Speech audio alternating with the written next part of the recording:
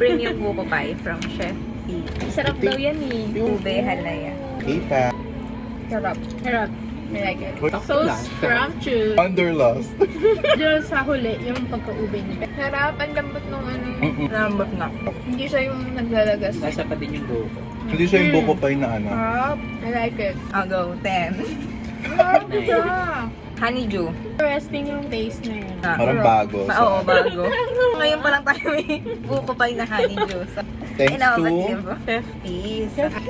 Kulay. Cute. Mm. Ay, ang bango.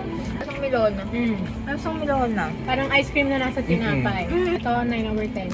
9 to. 10. Ay, may buo. Double chocolate na. Ay, 3 p.m. na. Ay, yun ang gusto ko.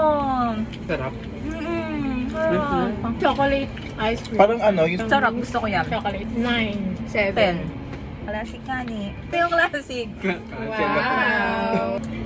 Classic yung natalasahan ko. Ito yun sa mga mga matatanda na senior.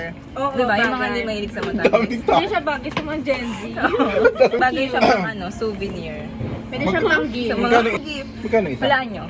120. 99. Mura, di ba? Bagay nga siya pang regalo. Ano una nyo? Yung melon.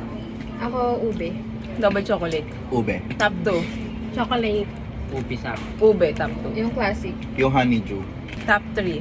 Classic. Chocolate. Honeydew. Honeydew. Chocolate. Huli ko yung Last ko classic. yung honeydew. Huli ko yung chocolate. Ako Last din. ko. Hindi kasi ako sa Masarap matamis eh. lahat. Pero masarap lahat. Mura lang. True. Bye-bye. Thank you. Thank you, Shopee.